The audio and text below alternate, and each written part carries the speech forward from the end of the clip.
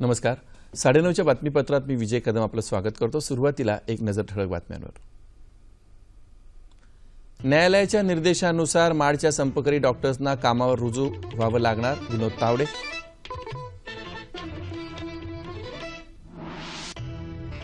सौर ऊर्जेची उत्पादनं पारंपरिक ऊर्जेपेक्षा स्वस्त असल्यानं ग्रामीण भागात सौर ऊर्जेचा वापर झाला पाहिजे, केंद्रीय ऊर्जा मंत्र्यांचं मत.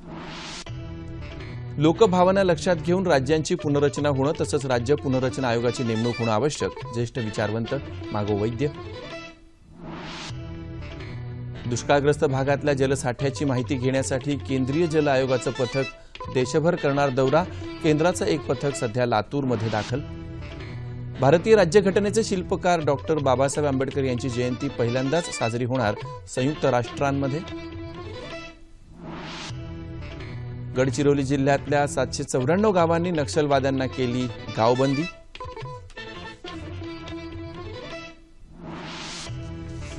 आणि आयपीएल क्रिकेट स्पर्धेतला सलामीचा सामना मुंबई इंडियन्स आणि रायझिंग पुणे सुपर जायंट्स यांच्यात चालू.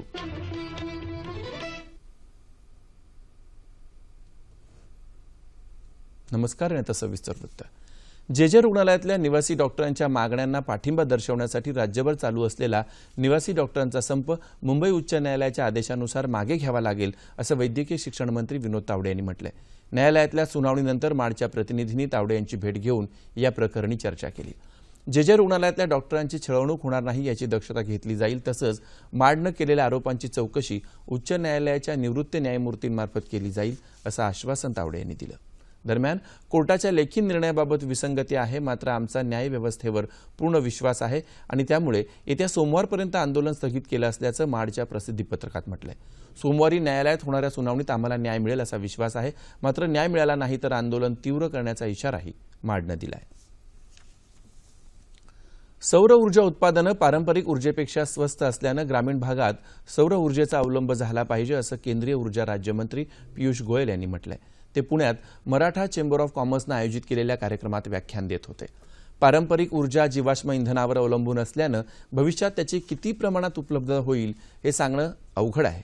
त्यामुळे पर्यावरण संरक्षणाच्या दृष्टीनं सौर ऊर्जा हाच स्वच्छ आणि स्वस्त पर्याय ठरतो, असं गोयल म्हणाले. आतापर्यंत देशातले 9 कोटी दिवे बदलून त्या जागी एलईडी दिवे बसवण्याची प्रक्रिया पूर्ण झाली आहे, अशी माहिती त्यांनी दिली.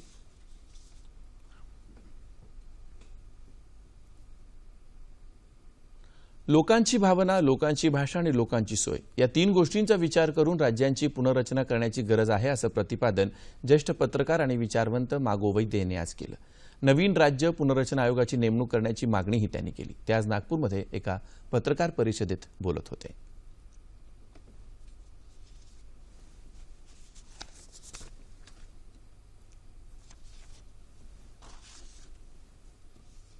राज्य पुनर्रचना आयोग की नियुक्ति करनी चाहिए.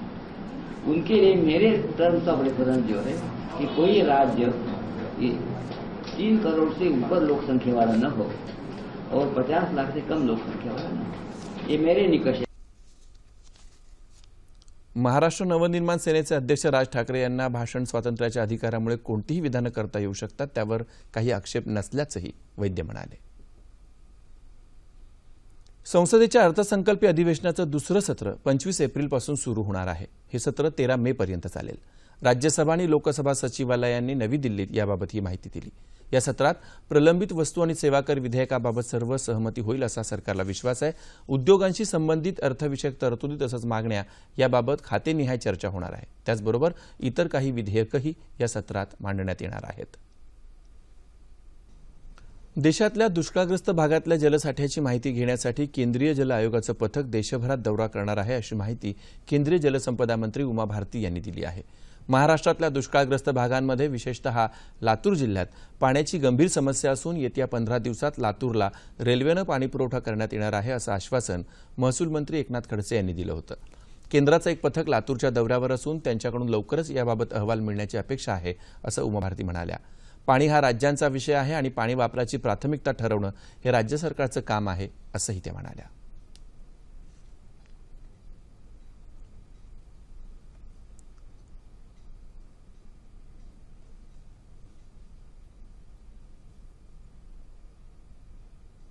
सततचा दुष्काळ, नापीक आणि कर्जबाजारीपणामुळे ग्रामीण भागातील शेतकरी आत्महत्या करतायत. अशा शेतकऱ्यांच्या मुलांच्या शिक्षणात खंड पडू नये म्हणून सोलापूर विद्यापीठातील प्राध्यापिका डॉक्टर माया पाटील यांनी त्यांना मिळालेल्या पुरस्काराची रक्कम मदत म्हणून दिली आहे.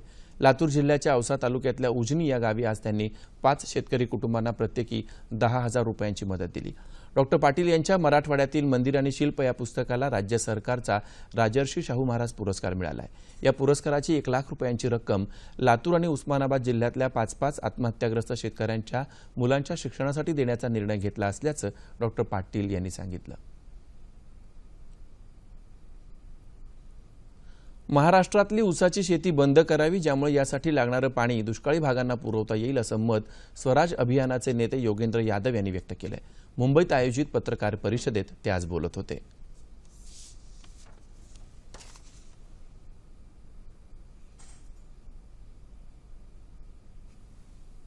मराठवाड़ा में भी आज भी इस बार भी एक बहुत बड़ा क्षेत्रफल है, मेरे पास आंकड़ा नहीं है, लेकिन मराठवाड़ा में भी गन्ने की खेती बड़े पैमाने पे हुई, जिसके बारे में यहाँ के पर्यावरणविद बार बार कह रहे हैं कि कृपया इसको तो रुकवाइए.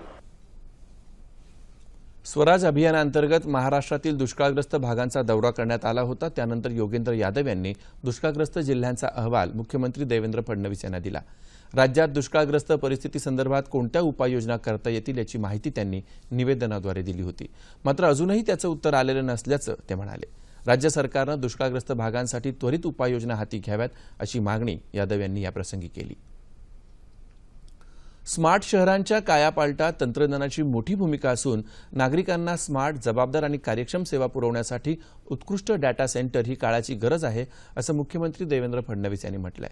नवी मुंबईतल्या महापे परिसरात उभारण्यात आलेल्या ESDS कंपनीच्या डाटा सेंटरचं उद्घाटन आज मुख्यमंत्र्यांच्या हस्ते झालं. त्याप्रसंगी ते बोलत होते. राज्यात नागरिकांना देण्यात येणाऱ्या जास्तीत जास्त सेवा ऑनलाईन करण्यावर आपला भर असल्याचं मुख्यमंत्री म्हणाले.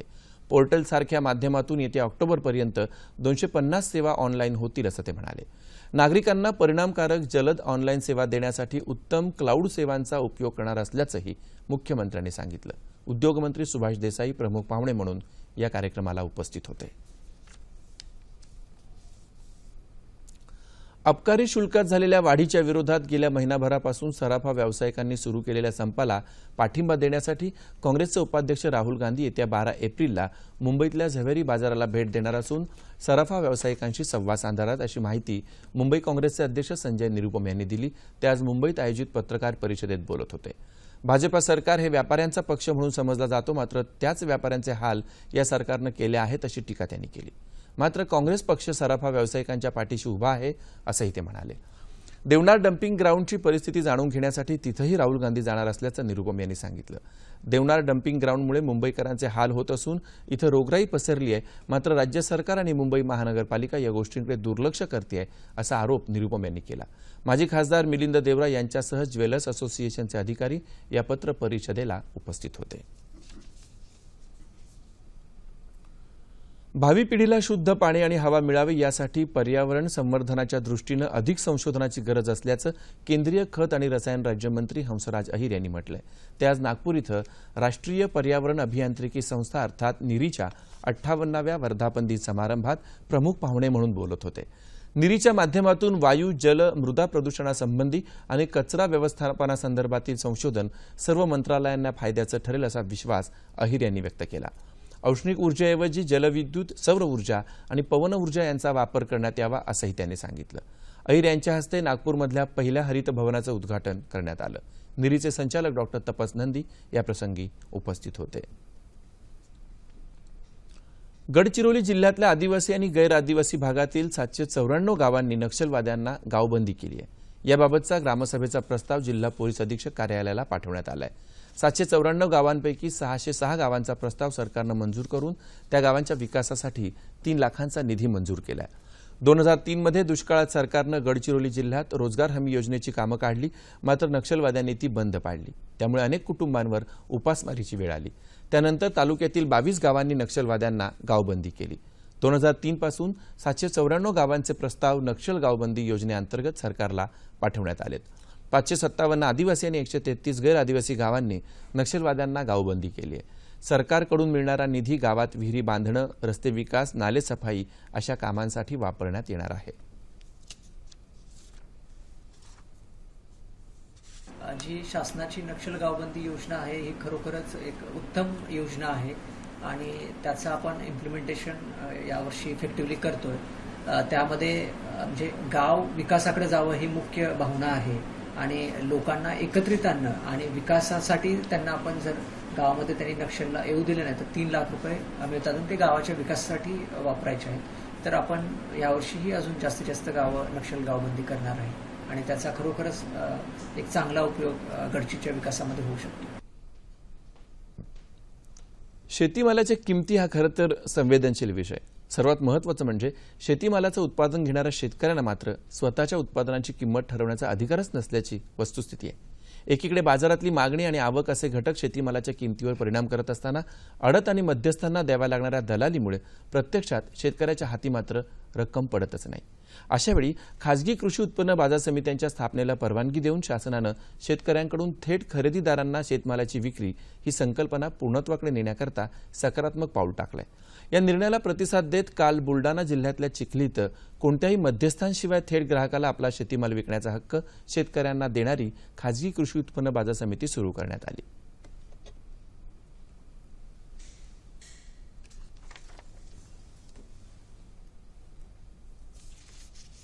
व्यापारी ते शेतकरी संकल्पना अतिशय योग्य आहे. मी इथं माझा स्वतःचा चणा आणलेला आहे आणि पडत न लागल्यामुळं व्यवस्थित भाव मिळाला ही कल्पना अतिशय चांगली आहे आणि यामध्ये शेतकऱ्याचा फायदाच होणार. बुलडाणा जिल्ह्यातली ही घटना म्हणजे एका अर्थानं शेतीमालाला योग्य भाव मिळवून देण्याच्या प्रयत्नांना बळकटी देणारी घटना ठरली आहे. याच अनुषंगानं अधिक चर्चा करण्यासाठी खामगाव कृषी उत्पन्न बाजार समितीचे संचालक विठ्ठल लोखंडकर आज आपल्या स्टुडिओमध्ये आलेत. नमस्कार. नमस्कार. 9:30च्या बातमीपत्रात आपलं स्वागत. खासगी कृषी उत्पन्न बाजार समित्या ही कल्पना तशी नवी नाहीये, सुरू होऊन बरेच दिवस झालेत. मुळात ही खासगी समिती हा काय प्रकार आहे? शेतकऱ्याला चांगला भाव मिळावा, स्पर्धा व्हावी. 8 ते 10 वर्षापूर्वी केंद्र शासनाने अशा प्रकारचा एक कायदा अंमलात आणला. त्यानंतर महाराष्ट्र शासनाने सुद्धा शेतकऱ्याला थेट आपल्याला सर्वसामान्य व्यक्तीपर्यंत आपला माल घेऊन जाता यावा, मध्ये कुठे दलाली लागू नये, अशा प्रकारची जी वेळोवेळी मागणी होत होती ती पूर्ण करण्याच्या दृष्टिकोनातून महाराष्ट्र शासनाने हे पाऊल उचललं. मी त्याचं स्वागत करेल. आदरणीय चंद्रकांतदादांनी हा एक चांगला प्रयोग महाराष्ट्रात केला आहे. पण त्यातून निश्चितपणानं शेतकऱ्याचं भलं होईल का किंवा काय याच्यात प्रश्नसुद्धा अनेक ठिकाणी निर्माण होण्याची शक्यता नाकारता येत नाही. शेतीमालाला योग्य भाव मिळावा, त्यातले मधले जे दलाल म्हणा, आडते म्हणा, तोलाई म्हणा, याच्यामध्ये जे गळती आहे ती थांबावी म्हणून ही काहीच काम करणार नाहीये किंवा कशा पद्धतीनं काम करेल जर करणार असेल तर? नाही, ही प्रायव्हेट बाजार समिती आहे, खाजगी बाजार समिती. हां, बाकी ज्या बाजार समित्या महाराष्ट्रामध्ये 300-400 ज्या बाजार समित्या आहेत याच्यावरती महाराष्ट्राचं पणन संचालकांचं पूर्ण नियंत्रण आहे. जिल्हा लेवलला उपनिबंधक त्याच्यावरती नियंत्रण ठेवतात, तालुका लेवलला AR साहेब आमचं नियंत्रण ठेवतात आणि सर्वसामान्य ग्रामीण कुटुंबातील शेतकरी कुटुंबातील 15 ते 18 डायरेक्टर्स संचालक हे शेतकरी लोकनियुक्त असे निवडून आलेले आहेत. त्यामुळे ह्या बाजार समित्यांमध्ये थोडंही कुठे चूक झाली तर त्याच्यावरती पणन खातं हे लक्ष ठेवून असतं. व्यापारी ही जी प्रायव्हेट बाजार समिती आहे चिखलीची, मी त्याचं स्वागत करेल, परंतु याच्यावर नियंत्रण कोणाचं आहे? ते नियंत्रण जर आपण ठेवू शकलो नाही किंवा सहाय्यक निबंधक किंवा जिल्हा उपनिबंधक हे वेळोवेळी तिथे जर जात नसतील किंवा त्याच्यावरती नियंत्रण ठेवू शकले नाहीत तर शेतकऱ्याची पिळवणूक होण्याची शक्यता नाकारता येत नाही. आज त्यांनी मला सांगितलं की बा तिथे शेतकऱ्याला 2 तासाच्या आत नगदी कॅश मिळणार आहे. अत्यंत आनंदाची गोष्ट आहे. त्याला कुठेही दलाली लागणार नाही, आळत लागणार नाही आहे. स्वागतार्थ निर्णय आहे. याच्यामुळे हेल्दी कॉम्पिटिशन होईल. परंतु बाकी बाजार समित्यांमध्ये जे काही आहे तिथे काही शेतकऱ्यांना एकदम लुटल्या जाते असंही नाही. तिथे शेतकऱ्यांना पैसा लागतो, त्याला आळत लागते, त्याला तोलाई, व्यापारी, हमाल यांची जी काही मजुरी लागते ते पैसे लागतात. पण ते दिल्यामुळे त्याचा एक संरक्षण त्याला आहे. प्रायव्हेट बाजार समितीमध्ये संरक्षण कोण देणार? वर्षातनं आमचे जे बाकीचे बाजार समिती आहेत याच्यावरती ऑडिट ऑब्जेक्शन असतात, ऑडिट तपासणारी यंत्रणा आहे, शासनाचं एक गाईडलाईन आहे, त्या पद्धतीनंच ह्या बाजार समित्या काम करतात. प्रायव्हेटमध्ये अद्याप अशा प्रकारचे कायदे अजून झाले आहेत असे माझ्या ऐकिवात नाहीत, किंवा ते माझ्या माहितीप्रमाणे अजूनही ह्या प्रायव्हेट बाजार समितीला शासनाने पूर्ण नियंत्रणात आणलेलं नाही. एक तुम्ही तुमची बाजू सांगताय की ज्या बाजार समित्या आज आहेत, कृषी उत्पन्न बाजार समित्या, त्यांच्यावर नियंत्रण आहे, एडीआर आहे, टीडी, तुम्ही जी काय नावं घेतलीत अधिकाऱ्यांची, हे सगळं असताना सुद्धा त्यांच्या विरुद्ध ओरड होते आणि सरकारला त्या बरखास्त करण्यापर्यंत सरकारचा एक निर्णय गेला होता. अर्थात तो नंतर मागे घेतला गेला आणि फेअर कॉम्पिटिशन व्हावी म्हणून तुम्ही बाजार समित्या, खाजगी बाजार समित्या सरकारच्या किंवा बांधावर सुद्धा माल विकता येईल हे सगळे पर्याय खुले ठेवले. शेतकऱ्याला आपला माल अगदी खुल्या ह्याच्यात विकता येण्याचं स्वातंत्र्य ठेवलं. जर हे सगळं चांगलं होतं तर मग सरकारला हा निर्णय का घ्यावा लागला? नाही, सरकारला निर्णय का घ्यावा लागला म्हणजे सरकारने सर्वसामान्य माणसाला मनमोकळं आपला माल विकता यावा, त्याला विशिष्ट ठिकाणीच गेलं पाहिजे असं नाही. प्रायव्हेटवाल्यांनी जर चांगल्या सुखसोयी दिल्या असतील तर तिथेही जाता यावं या दृष्टिकोनातून तो निर्णय घेतलेला आहे. परंतु त्या निर्णयाचा फायदा हा सर्वसामान्य शेतकऱ्याला झाला पाहिजे या मताचा मी सुद्धा आहे. मी सुद्धा शेतकऱ्याचा मुलगा आहे, शेतकरी ग्रामीण भागातूनच निवडून आलेलो आहे. त्यामुळे शेतकऱ्याचं भलं व्हावं ही शासनाची जर भावना पवित्र आहे आणि ती जर अंमलात आली तर अत्यंत चांगला स्तुत्य उपक्रम आहे. पण ते जर तसं नाही झालं, जी आज बाजार समिती आहे ज्याच्यामध्ये सर्वसामान्य ग्रामपंचायत मतदारसंघातून, संस्था मतदारसंघातून, ग्रामीण भागातून निवडून आलेले जे 12, 15, 18 डायरेक्टर्स आहेत, हे सगळे असताना हे आम्ही त्या व्यापाऱ्यांवरती केंद्र लक्ष ठेवतो की बा आज खरेदी काय भावात चालू आहे, बोली बरोबर लागली आहे की नाही, त्याचा काटा व्यवस्थित होतो की नाही, ह्या सगळ्या गोष्टीवर 20 लोक नियंत्रण ठेवत असतात. जर समजा आमच्या बाजार समितीमध्ये एखादी वस्तू जर त्यांनी बरोबर भावात घेतली नाही तर तिथे वांदा समिती आहे. बाजार समितीचा उपसभापती हा वांदा समितीचा अध्यक्ष असतो, त्याच्यामध्ये अनेक अधिकारी आणि बाजार समितीचे संचालक असतात. त्या शेतकऱ्याला ते अनसोड करता येतो की हा माल मला द्यायचा नाही किंवा त्या मालाला योग्य भाव देण्यासाठी त्या समितीने निर्णय घ्यायचा असतो. अशा प्रकारचं नियोजन ह्या खाजगी बाजार समितीत कुठेच मला अजून ऐकिवात आलेलं नाही. एवढं सगळं असतानाही ग्राहकांना महाग पडतंय, शेतकऱ्याला मिळत नाहीये आणि आडत, दलाल, ही जी मध्ये तोलाई करणारी माणसं, मापाडी, हे ज्या सगळ्या घटक आहेत ते मात्र त्यांचं ते व्यवस्थित मिळवून आहेत. अगदी मी थोडंसं जरा त्या भाषेत सांगतो शेतकऱ्यांच्या, त्या मधली साखळी गब्बर होत चालली. बरोबर आहे. पण जो पिकवतोय, ज्याचं सगळं उघडच आहे, त्याला मात्र काहीच मिळत नाही. त्याला मिळत नाही त्याचं कारण एक आहे, जुन्या काळात एक कापूसाची बंडी म्हणजे कापसाची एक गाडी जर घेऊन गेलं तर 10 तोळे सोनं यायचं. आज ते येत नाही. त्याचं कारण असं आहे की मिनिमम भाव हे जे केंद्र शासनाची समिती आहे, जे पूर्ण राज्याला, देशाला आपल्याला ठरवून दिलेलं आहे, ती भाव ठरवणारी समिती आपल्याला भाव अजून जे दिलेले आहेत त्याच्यावरती जाता येत नाही. आणि त्या समितीने जे भाव दिलेले आहेत ते आमचे व्यापारी खरेदी करत नाहीत. ते खरेदी करत नाहीत त्यासाठी शासनाकडून कठोर अशी कारवाई त्या व्यापाऱ्यांवरती व्हायला पाहिजे. ती जी गब्बर साखळी आहे त्याच्यावरती व्हायला पाहिजे. परंतु डीडीआरांना किंवा म्हणजे जिल्हा उपनिबंधकांना तशा प्रकारच्या पावर दिलेल्या नाहीत असं मला वाटते. आणि त्यामुळे आमचा शेतकरी हा तसाच जाग्यावर आलेला आहे आणि बाकी मधल्या फळीचं भलं होते आहे. यासाठी शासनाने लक्ष घातलं पाहिजे असं मला वाटतं. तुम्ही कृषी उत्पन्न बाजार समितीचे संचालक म्हणून काम करता. जी जी. केवळ तुम्हाला अडचणीत आणावं म्हणून हा प्रश्न मी विचारत नाही, पण सर्वसामान्य शेतकऱ्याच्या मनातला प्रश्न आहे, सर्वसामान्य शहरातल्या माणसाला हे प्रश्न पडलेला आहे की कृषी उत्पन्न बाजार समित्या ह्या मधल्या काळामध्ये राजकारणाचे अड्डे बनत गेले. याच्यावर आपल्याला संचालक म्हणून आपल्याला काहीच करता येण्यासारखं नाहीये. म्हणजे आज ही परिस्थिती आल्यानंतर आता तरी आपल्याला बदलता येणार नाहीये का? बदलता येता येईल साहेब. याच्यासाठी कायद्याचा बळगा त्याच्यावर असला पाहिजे, कायद्याचं संरक्षण आम्हाला असलं पाहिजे. वेळोवेळी नुसतंच त्याचे ऑडिट होतात, त्या नंतर वरच्या लेवलवर काय होतं पुढं माहीत नाही. आता बऱ्याच ठिकाणी बराचसा भरपूर फरक पडत चाललेला आहे आणि पारदर्शक असे तरुण जे आमच्यासारखे आहेत की जे कुठल्याही सत्ताधारी पक्षातले नाहीत किंवा विरोधी पक्षातले नाहीत, ते लोक सातत्यानं प्रयत्न करत असतात. आम्ही शेतकऱ्याची बाजू घेऊनच तिथे काम करतो. तर निश्चितपणाने आमच्या बाजार समित्यांमध्ये एक चांगल्या प्रकारचं वातावरण आम्ही ठेवण्याचा प्रयत्न करत आहे. एक आक्षेप सातत्यानं ही जसं हे सरकार आले तशी एक चर्चा आहे. कृषी उत्पन्न बाजार समितीच्या संदर्भातले 2-3 निर्णय मधल्या काळामध्ये घेतले गेले. एक आक्षेप आहे की व्यापारी विरोध करतात, म्हणजे त्यांची जी एकाधिकारशाही, मोनोपॉली आहे तिला कुठेतरी बाधा येईल म्हणून विरोध होतोय. व्यापारी बाजार समितीला विरोध करतात आपलं असं म्हणणं आहे. सरकारच्या नवीन सगळ्या निर्णयांना म्हणजे बांधावर माल विकण्याचा असेल, त्याला फूड मॉलला माल द्यायचा असेल किंवा खाजगी कृषी उत्पन्न बाजार अशा समितीच्या बाबतीत त्यांचा विरोध नाहीच आहे. त्यांचा विरोध जो आहे की बाबा त्यांचं सगळं व्यवस्थित चाललं पाहिजे त्या दृष्टिकोनातून आहे.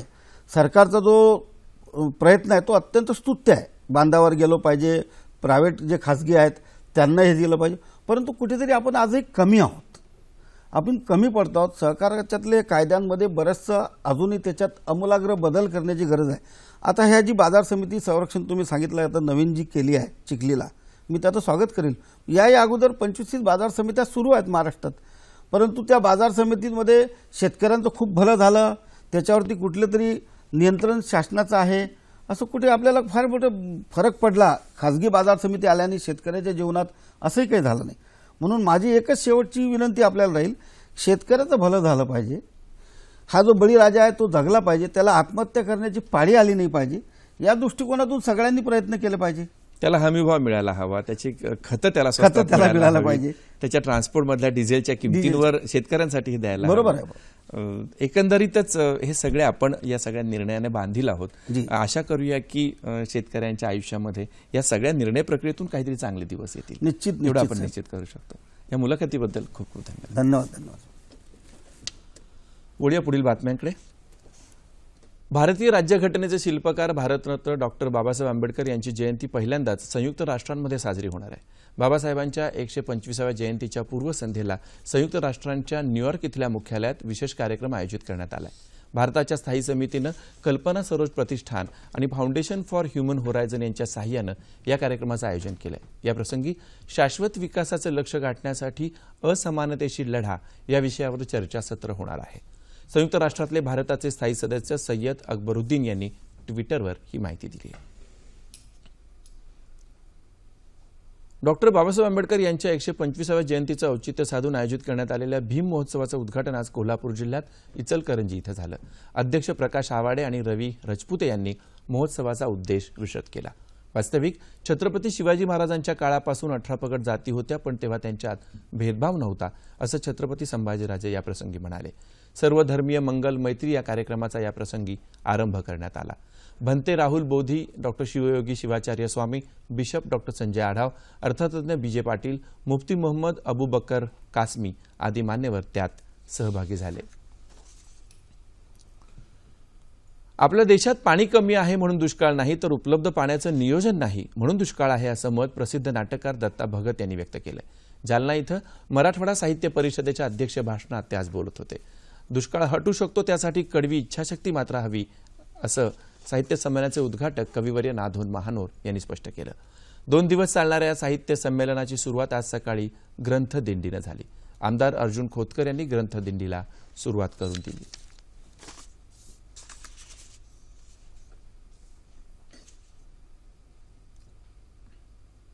बातमी क्रिकेटची.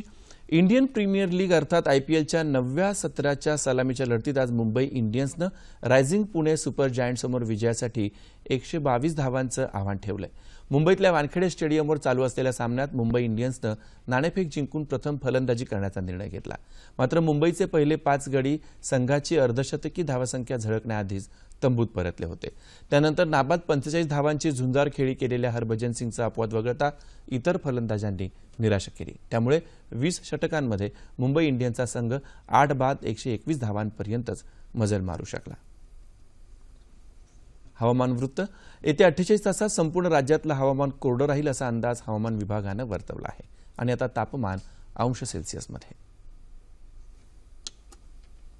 मुंबई कमाल 35, किमान 25 अंश सेल्सिअस. नागपूर 41 आणि 23,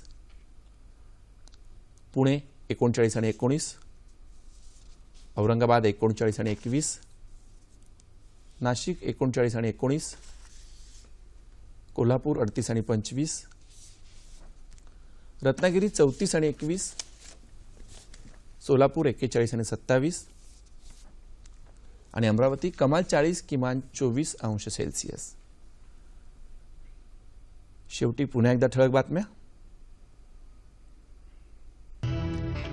न्यायालयाच्या निर्देशानुसार माडच्या संपकरी डॉक्टर्सना कामावर रुजू व्हावं लागणार, विनोद तावडे. सौर ऊर्जेची उत्पादनं पारंपरिक ऊर्जेपेक्षा स्वस्त असल्यानं ग्रामीण भागात सौर ऊर्जेचा वापर झाला पाहिजे, केंद्रीय ऊर्जा मंत्र्यांचं मत. लोकभावना लक्षात घेऊन राज्यांची पुनर्रचना होणं तसंच राज्य पुनर्रचना आयोगाची नेमणूक होणं आवश्यक, ज्येष्ठ विचारवंत मागो वैद्य. दुष्काळग्रस्त भागातल्या जलसाठ्याची माहिती घेण्यासाठी केंद्रीय जल आयोगाचं पथक देशभर करणार दौरा, केंद्राचं एक पथक सध्या लातूरमध्ये दाखल. भारतीय राज्यघटनेचे शिल्पकार डॉक्टर बाबासाहेब आंबेडकर यांची जयंती पहिल्यांदाच साजरी होणार संयुक्त राष्ट्रांमध्ये. गडचिरोली जिल्ह्यातल्या 794 गावांनी नक्षलवाद्यांना केली गावबंदी.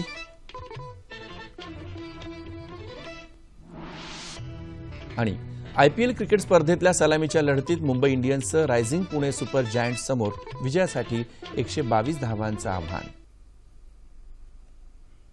याबरोबरच हे बातमीपत्र संपलं. पुन्हा भेटूया उद्या सकाळी 8:30 वाजता आपल्या सह्याद्री वाहिनीवर. नमस्कार.